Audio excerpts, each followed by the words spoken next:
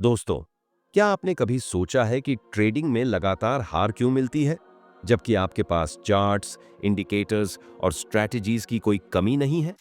आपने बहुत से ट्रेडिंग कोर्स किए होंगे, यूट्यूब पर अनगिनत वीडियोस देखे होंगे, लेकिन फिर भी जब आप लाइव ट्रेडिंग करते हैं, तो डर, घबराहट और लालच आपके फैसलों पर हावी हो जाते हैं।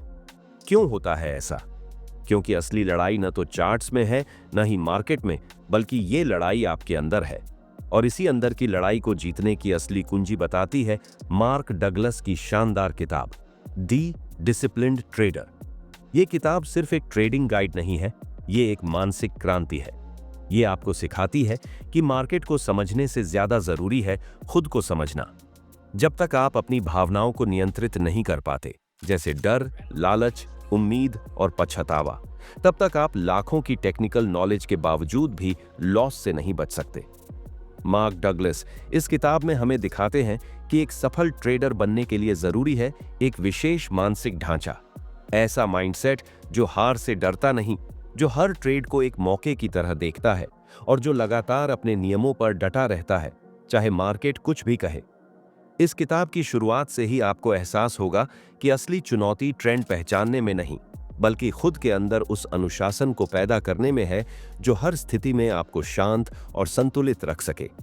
अगर आप भी ट्रेडिंग को एक प्रोफेशन की तरह अपनाना चाहते हैं और हर ट्रेड में अपने माइंड गेम को जीतना चाहते हैं, तो ये किताब आपके लिए वो गाइड है जिसकी आपको सच में जरूरत है।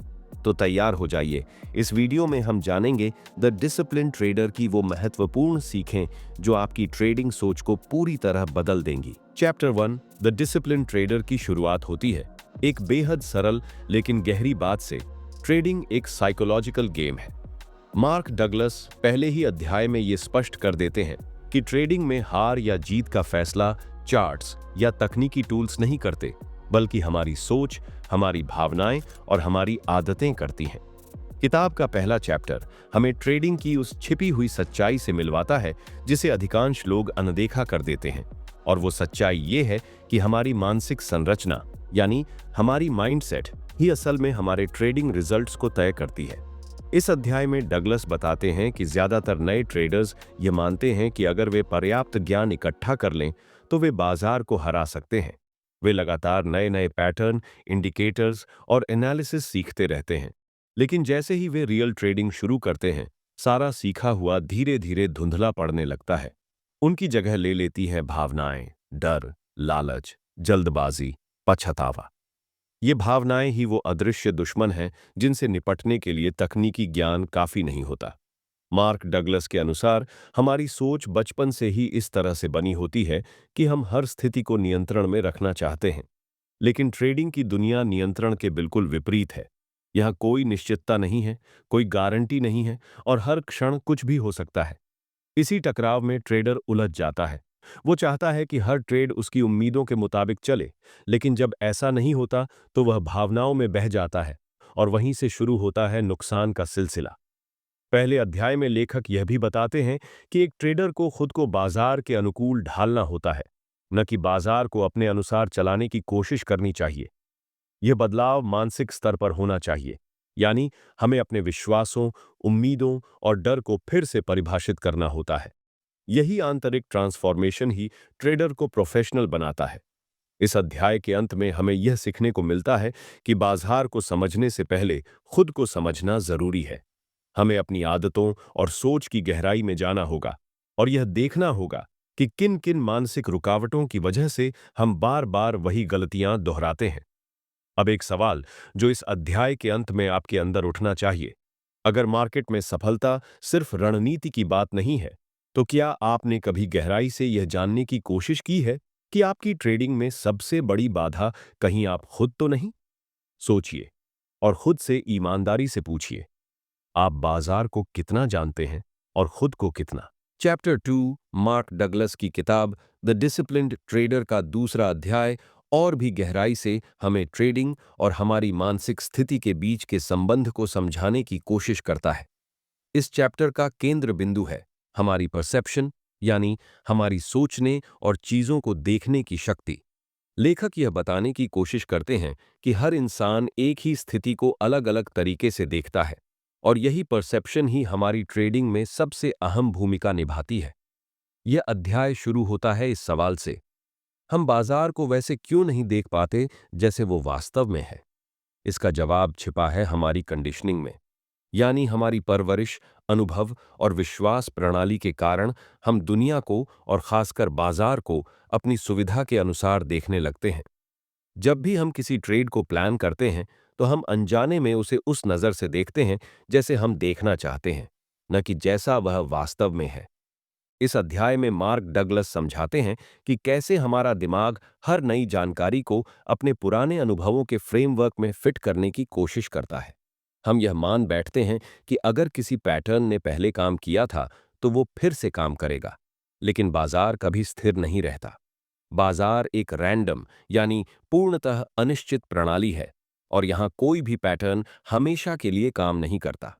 लेखक यह भी बताते हैं कि ट्रेडिंग में नुकसान इसलिए नहीं होता क्योंकि हम गलत एनालिसिस कर रहे होते हैं, बल्कि इसलिए क्योंकि हम उस एनालिसिस को गलत तरीके से देख रहे होते हैं। हम उस पर विश्वास करने लगते हैं जो हमें अच्छा लगता है, न कि उस पर जो सच है। यहीं से शुरू होती है सेल्फ डिसेप्शन, यानी खुद को धोखा देना। और जब एक ट्रेडर अपने ही परसेप्शन के जाल में फंस जाता है, तब वह ट्रेडिंग के असली खतरे को समझ नहीं पाता। इस अध्याय का सबसे बड़ा सबक यह है कि जब तक हम अपनी परसेप्शन को न्यूट्रल नहीं बनाते, यानी बिना किसी पूर्व धारणा के बाजार को वैसे देखें जैसा वो है, तब तक हम सही फैसले नहीं ले सकते। मार्क डगलस यहां हमें एक नया ट्रेडिंग मंत्र देते हैं, ऑब्जेक्टिविटी ओवर इमोशन, यानी भावना नहीं, वस्तुनिष्ठता से निर्णय लें। जब तक आप अपनी सोच को साफ और अनबायस नहीं बनाते, तब तक आप हर बार एक ही गलती दोहराते रहेंगे, चाहे आप दुनिया की सबसे महंगी ट्रेडिंग स्ट्रैटेजी क्यों न सीख लें। अब सोचने वाली बात यह है कि अगर हम हर बार अपने ही पुराने अनुभवों के चश्मे से मार्केट को देखते हैं, तो क्या हम कभी सच्चाई को पूरी तरह देख भी पाएंगे? तो आज का सवाल आपके लिए, क्या आपने कभी ये जानने की कोशिश की है कि आपका खुद का परसेप्शन आपकी ट्रेडिंग में सबसे बड़ा बाधक बन चुका है? और अगर हाँ, तो क्या आपने उसे बदलने की कोई कोशिश की है? शायद इसी जवाब में छुपा है वो अगला कदम, जो आपको एक डिसिप्लिन और प्रोफेशनल ट्रेडर बना सकता है। चैप्टर 3, द डिसिप्लिन्ड ट्रेडर का तीसरा अध्याय, ट्रेडिंग में संभावना यानी प्रोबेबिलिटी की समझ को केंद्र में रखता है। और यह वही जगह है जहां अधिकतर ट्रेडर्स भ्रमित हो जाते हैं। मार्क डगलस इस चैप्टर में बेहद प्रभावशाली तरीके से यह समझाते हैं कि कैसे हमारी पारंपरिक सोच, जो निश्चितता पर आधारित होती है, हमें ट्रेडिंग की दुनिया में बार बार धोखा देती है। हम में से अधिकतर लोग बचपन से ही यह सीखते हैं कि हर मेहनत का एक निश्चित परिणाम मिलेगा, और अगर कोई काम सही तरीके से किया जाए तो उसका सही फल मिलेगा। लेकिन ट्रेडिंग इस सिद्धांत पर नहीं चलती। यहां आप एकदम सही विश्लेषण करने के बावजूद हार सकते हैं, और बिना किसी तैयारी के भी कभी-कभी जीत सकते हैं। यह असमानता ही ट्रेडिंग को मानसिक रूप से चुनौतीपूर्ण बनाती है। इस अध्याय में लेखक यह बताते हैं कि ट्रेडिंग कोई पारंपरिक बिजनेस नहीं है, जहां मेहनत का सीधा संबंध सफलता से होता है। ट्रेडिंग एक प्रोबेबिलिस्टिक एनवायरनमेंट है, यानी यहां हर निर्णय एक संभावना है, गारंटी नहीं। यही बात ट्रेडर्स को सबसे ज्यादा डराती है, क्योंकि हमारे मन को निश्चितता पसंद होती है। हमें यह जानकर सुकून मिलता है कि अगर हम एक्स करेंगे तो वाई मिलेगा। लेकिन मार्केट इस सोच को तोड़ता है। डगलस यहां यह समझाते हैं कि सफल ट्रेडर्स खुद को इस अस्थिरता के अनुकूल बना लेते हैं। वे जानते हैं कि हर ट्रेड एक स्वतंत्र घटना है, और पिछले परिणाम का अगले पर कोई असर नहीं पड़ता। वे अपने हर फैसले को संभावनाओं के आधार पर लेते हैं, न कि उम्मीदों के आधार पर। वे हार को व्यक्तिगत नहीं मानते और जीत को स्थायी नहीं मानते। यही संतुलन उन्हें भावनात्मक रूप से स्थिर बनाए रखता है। यह अध्याय एक ट्रेडर को यह सिखाता है कि उसे खुद को एक प्रोबेबिलिटी थिंकर बनाना होगा, यानी हर ट्रेड को एक स्टैटिस्टिकल गेम की तरह देखना होगा। जीत और हार को सिर्फ आंकड़ों की नजर से देखना होगा, न कि आत्मसम्मान या भावनात्मक पहचान के रूप में। जब तक हम ट्रेडिंग में निश्चितता की उम्मीद करते रहेंगे, तब तक हर असफलता हमें भीतर से तोड़ती रहेगी। डगलस हमें यह भी चेतावनी देते हैं कि अगर हम ट्रेडिंग को पक्का जीतने वाला खेल मानकर चलेंगे, तो हम या तो बहुत जल्दी हार मान लेंगे या फिर आत्मविश्वास खो बैठेंगे। लेकिन अगर हम यह समझ लें कि हर ट्रेड सिर्फ एक एज का हिस्सा है, यानी अगर हमारे पास 100 में 60 बार जीतने की संभावना है, तो हमें उस संभावना को लंबी अवधि में खेलने की जरूरत है। तभी हम असली ट्रेडर बन सकते हैं। अब जरा सोचिए, क्या आपने कभी अपनी ट्रेडिंग को पूरी तरह से प्रोबेबिलिस्टिक माइंडसेट से देखा है, या अब भी आप हर ट्रेड से सर्टेनिटी की उम्मीद कर रहे हैं? शायद यह सवाल ही आपको उस दिशा में मोड़ दे जहां से आपकी सुसंगत सफलता की शुरुआत होती है। चैप्टर 4 द डिसिप्लिन्ड ट्रेडर का चौथा अध्याय मानसिक बाधाओं की गहराई में उतरता है और यह बताता है कि एक ट्रेडर के अंदर फियर यानी डर कैसे काम करता है। मार्क डगलस इस अध्याय में ट्रेडिंग मनोविज्ञान की सबसे बुनियादी लेकिन सबसे खतरनाक समस्या को उजागर करते हैं। वह है हमारी प्रतिक्रिया जब हम खतरे या नुकसान की संभावना महसूस करते हैं। ट्रेडिंग में यह डर कई रूपों में आता है। पैसा खोने का डर, गलत निर्णय लेने का डर, दूसरों के सामने बेइज्जती होने का डर, या फिर खुद की काबिलियत पर सवाल उठने का डर। लेखक बताते हैं कि ट्रेडिंग के हर निर्णय में हमारे विश्वास, अनुभव और आत्म सुरक्षा की भावना गहराई से जुड़ी होती है। जब हम पैसे लगाते हैं तो वह सिर्फ एक आर्थिक निर्णय नहीं होता, उसमें हमारी भावनाएं, हमारा अहंकार और हमारी उम्मीदें जुड़ जाती हैं। और यही वह जगह है जहां पर ट्रेडिंग व्यक्तिगत हो जाती है। अब यह केवल मार्केट की बात नहीं रह जाती, बल्कि यह हमारी पहचान से जुड़ जाती है। मार्क डगलस कहते हैं कि जैसे ही हम किसी ट्रेंड को पकड़ने की कोशिश करते हैं या कोई पोजीशन ओपन करते हैं, वैसे ही हमारे दिमाग में खतरे की घंटी बजने लगती है। हमारा मन बार बार सोचता है, क्या अगर ये ट्रेड उल्टा चला गया? क्या अगर मैं गलत साबित हुआ? क्या अगर मुझे नुकसान हो गया? और इन सवालों का जवाब ढूंढते ढूंढते हम फोकस खो बैठते हैं। फिर हम या तो ट्रिगर नहीं खींचते, या बहुत देर से करते हैं, या फिर बहुत जल्दी बाहर निकल जाते हैं। इस अध्याय में डगलस ये भी बताते हैं कि यह डर मूलतः हमारे पुराने अनुभवों और कंडीशनिंग से आता है। जब हम जीवन में किसी नुकसान से गुजरते हैं, चाहे वो पैसे का हो या सम्मान का, हमारा दिमाग उसे दोहराने से बचने की कोशिश करता है। लेकिन ट्रेडिंग में नुकसान से बचना संभव नहीं है। यहां नुकसान भी गेम का हिस्सा है। यदि आप इस डर को पहचान कर उसका सामना नहीं करते, तो आप कभी प्रोफेशनल ट्रेडर नहीं बन सकते। इसलिए मार्क डगलस ट्रेडर्स को ये सलाह देते हैं कि डर से लड़ने की बजाय उसे स्वीकार करें, उसे समझें और फिर उसे धीरे धीरे अपने फैसलों से अलग करें। जब आप हर ट्रेड को एक न्यूट्रल इवेंट की तरह देखना शुरू करेंगे, तभी आप डर से मुक्त होकर निर्णय ले पाएंगे। डर को खत्म करने का रास्ता उसे दबाना नहीं है, बल्कि उसके मूल कारण को समझना और अपने विश्वासों को बदलना है। इस चैप्टर का सबसे अहम सबक यह है कि डर तब तक ताकतवर बना रहेगा जब तक आप उसे पहचान कर उससे ऊपर उठना नहीं सीखते। और एक बार जब आप ये सीख जाते हैं कि डर सिर्फ एक मनोवैज्ञानिक प्रतिक्रिया है, न कि कोई वास्तविक खतरा, तब आप अपने हर निर्णय को शांति और स्पष्टता से लेने लगते हैं। अब सवाल यह उठता है, क्या आपके ट्रेडिंग निर्णय सच में आपके एनालिसिस पर आधारित होते हैं, या फिर वे अनजाने डर और पिछली असफलताओं के प्रभाव में लिए जाते हैं? शायद इस सवाल का ईमानदारी से जवाब देना ही आपकी ट्रेडिंग यात्रा में वह मोड़ साबित हो सकता है जहां से आत्मविश्वास की असली शुरुआत होती है। चैप्टर 5 द डिसिप्लिन्ड ट्रेडर का पांचवां अध्याय हमें ट्रेडिंग की एक और गहरी सच्चाई से परिचित कराता है। हमें क्या नियंत्रित करता है, यानी हमारे निर्णय लेने की प्रक्रिया के पीछे कौन सी शक्तियां काम करती हैं। मार्क डगलस यहां इस विचार को चुनौती देते हैं कि हम पूरी तरह स्वतंत्र होकर निर्णय लेते हैं।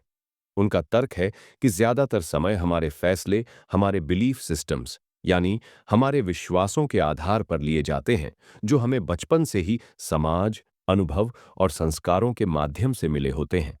इस अध्याय की शुरुआत होती है इस बात से कि हर इंसान की एक आंतरिक मानसिक संरचना होती है जो यह तय करती है कि वह किस प्रकार से किसी जानकारी को ग्रहण करेगा, उस पर प्रतिक्रिया देगा और आगे कैसे कार्य करेगा। ट्रेडिंग में यही संरचना हमारे लिए एक मजबूत आधार बन सकती है या फिर सबसे बड़ी बाधा। उदाहरण के लिए, अगर किसी का विश्वास यह है कि पैसा कमाना कठिन है या कि अमीर होना लालच है, तो वह अनजाने में खुद को सफल होने से रोकता रहेगा, भले ही वह बेहतरीन ट्रेडिंग रणनीति का पालन कर रहा हो।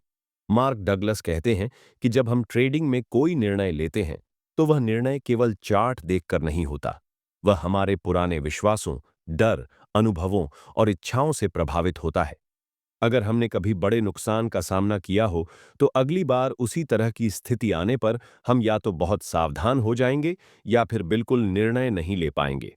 इसका मतलब है कि हम मार्केट को नहीं, बल्कि अपने अतीत को दोबारा जीने की कोशिश कर रहे होते हैं। इस अध्याय में लेखक ये भी समझाते हैं कि यदि हमें ट्रेडिंग में सच में स्वतंत्र और संतुलित निर्णय लेना है, तो सबसे पहले हमें अपने लिमिटिंग बिलीफ्स को पहचानना होगा। हमें यह देखना होगा कि हम कौन कौन सी पुरानी धारणाएं लेकर चल रहे हैं जो अब इस प्रोफेशन में बाधा बन रही हैं। क्योंकि जब तक आप यह नहीं समझेंगे कि आपको क्या कंट्रोल कर रहा है, तब तक आप ट्रेडिंग में कभी स्थिरता और आत्मविश्वास नहीं ला पाएंगे। मार्क डगलस का मानना है कि हमें एक ऐसे ट्रेडर में बदलना होगा जो इंटरनली सेंटर्ड हो, यानी जो अपने अंदर से शांत, स्थिर और स्पष्ट हो। ऐसा ट्रेडर किसी बाहरी घटना या ट्रेंड से विचलित नहीं होता, क्योंकि वह जानता है कि उसकी सबसे बड़ी ताकत उसका मानसिक संतुलन है। और यह संतुलन तब आता है जब आप अपने विश्वासों को परखना और बदलना सीखते हैं। इस अध्याय से हमें यह सीखने को मिलता है कि सफल ट्रेडिंग का रहस्य केवल तकनीकी ज्ञान या अनुभव में नहीं छिपा, बल्कि इस बात में है कि आप खुद को कितनी ईमानदारी से समझते हैं और अपने अंदर के सच को बदलने का साहस रखते हैं या नहीं। ट्रेडिंग का मैदान बाहर नहीं, बल्कि भीतर लड़ा जाता है। अब एक सवाल जो आपको सोचने पर मजबूर करेगा, क्या आप वाकई में अपने ट्रेडिंग निर्णय खुद ले रहे हैं, या आपके अंदर छिपे पुराने विश्वास और अनुभव ही हर बार चुपचाप आपकी उंगलियां चला रहे हैं? शायद यही आत्ममंथन आपके ट्रेडिंग करियर की सबसे शक्तिशाली शुरुआत बन सकता है, जहां से आप खुद को बेहतर बनाना शुरू करते हैं, न कि सिर्फ बाजार को समझने की कोशिश। चैप्टर 6 द डिसिप्लिन्ड ट्रेडर का छठा और अंतिम अध्याय एक बेहद महत्वपूर्ण मोड़ पर पहुंचता है, जहां मार्क डगलस पाठकों को आत्मनिरीक्षण के जरिए एक नए दृष्टिकोण की ओर ले जाते हैं। इस अध्याय का मूल संदेश है, ट्रेडिंग एक बाहरी खेल नहीं, बल्कि पूरी तरह से एक आंतरिक यात्रा है। लेखक ये स्पष्ट करते हैं कि अब तक आपने जितने भी नियम, रणनीतियां या विश्लेषण सीखे हैं, वे तब तक अधूरे हैं जब तक आप मानसिक रूप से तैयार नहीं हैं। ये अध्याय इस बात पर केंद्रित है कि एक ट्रेडर को खुद को कैसे दोबारा गढ़ना होता है, मेंटली, इमोशनली और बिहेवियरली। मार्क डगलस बताते हैं कि हमें खुद को एक ऐसे ट्रेडर में बदलना होता है जो न तो अपनी जीत से घमंडित हो और न ही हार से टूटा हुआ महसूस करे। ये बदलाव रातों रात नहीं आते। इसके लिए जरूरत होती है रोजाना खुद से सवाल पूछने की, अपनी भावनाओं को पहचानने की और खुद के अंदर उन अवचेतन धारणाओं को खोजने की जो हर फैसले को प्रभावित करती हैं। डगलस इस अध्याय में बार बार इस बात पर जोर देते हैं कि एक अनुशासित ट्रेडर वो है जो आत्म जागरूक हो, जो अपने डर, लालच और उम्मीदों को समझे और उन्हें निर्णय प्रक्रिया से अलग करना जानता हो। ऐसा ट्रेडर ही सच में फ्री होता है, यानी स्वतंत्र, न मार्केट के उतार चढ़ाव से डरने वाला, न ही अपनी पोजीशन से चिपका रहने वाला। यह अध्याय इस सवाल पर भी रोशनी डालता है कि ट्रेडिंग आपके जीवन को कैसे बदल सकती है। लेखक बताते हैं कि अगर आपने सही दिशा में मानसिक अनुशासन विकसित कर लिया, तो न सिर्फ आप बेहतर ट्रेडर बनेंगे, बल्कि बेहतर इंसान भी, क्योंकि ट्रेडिंग आपको धैर्य, आत्मनियंत्रण, जिम्मेदारी और स्पष्ट सोच सिखाती है, और ये सभी गुण जीवन के हर क्षेत्र में उपयोगी हैं।